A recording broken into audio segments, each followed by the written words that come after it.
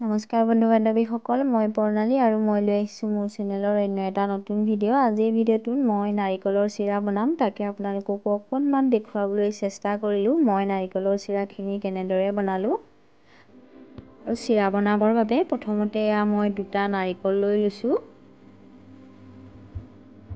এতিয়া মই নাৰিকল 2টা কাটি এনেকৈ এৰুৱাই ল'লোঁ কুৰকুৰাটো।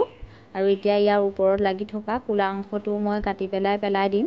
এয়া দেখিছে মই কেনেদৰে এইখিনি এৰুৱাবলৈ লৈছোঁ। এয়া ওপৰৰ এই অংশটো কাটি পেলাই দিম। মই অকল বগা অংশটো ল'ম চিৰাখিনি বনাবৰ বাবে। গোটেইখিনি নাৰিকলৰ পৰা মই এনেকৈ ক'লাখিনি পেলাই দিম। ইয়াৰ ওপৰৰ ক'লা অংশটো এৰুৱাই পেলাই দিলোঁ আৰু মই নাৰিকলখিনি ভালদৰে ধুই লৈছোঁ এবাৰ।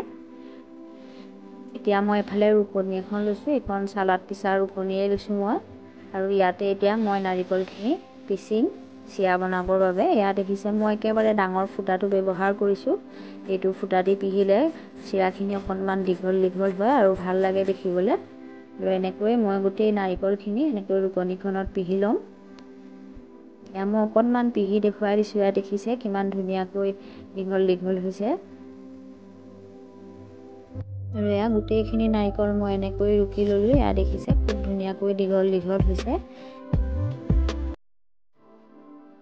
নাৰিকলৰ চিৰাখিনি বনাবলৈ প্ৰথমতে মই এখন কেৰাহী লৈছোঁ, তাতে অকণমান পানী দিছোঁ আৰু পানীতে মই 1 কাপ চেনি দিছোঁ। এয়া মই চুগাৰ চিৰাপ এটা প্ৰথমতে বনাই লৈছোঁ চিৰাখিনি ভাজিবৰ বাবে।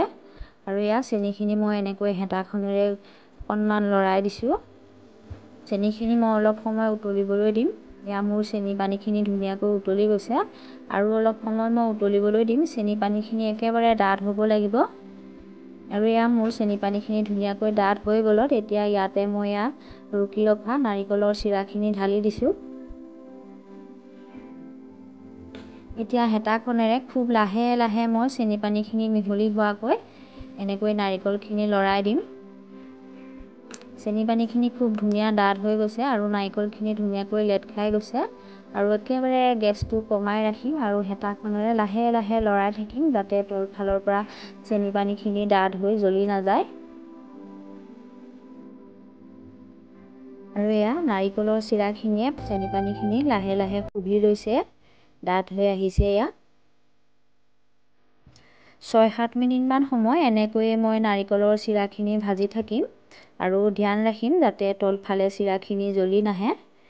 এয়া মই 6-7 মিনিটমান ভজাৰ পিছত মোৰ চিৰাখিনি লাহে হৈছেগৈ। এতিয়া গেছটো অফ কৰি দিলোঁ আৰু এইফালে চিৰাখিনি মই প্লেট এখনত এনেকৈ লাহে পাতলকৈ মেলি দিছোঁ। চিৰাখিনি ঠাণ্ডা হ'বলৈ দিব লাগিব। এনেকৈ মেলি দি ঠাণ্ডা হ'বলৈ দিলেও হ'ল, নহ'লে বা অকণমান ফেনৰ বতাহ দি দিলেও ধুনীয়াকৈ ঠাণ্ডা হৈ চিৰাখিনি মুচমুচীয়া হৈ যাব।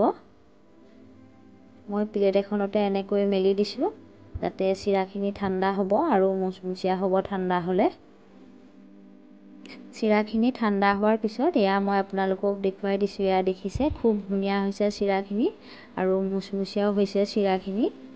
মিঠাটো খুব ধুনীয়া হৈছে। মই অকণমান হাতেৰে আপোনালোকক চিৰাখিনি দেখুৱাই দিছোঁ।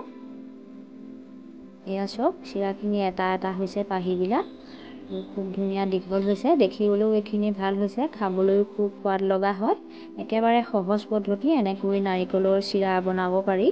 আপোনালোকেও এনেকৈ এবাৰ মই বনোৱা পদ্ধতিৰে বনাবলৈ চেষ্টা কৰিব। আৰু আজি মই বনোৱা ভিডিঅ'টো কেনে দেখিলে জনাই কমেণ্ট এটা কৰি দিব।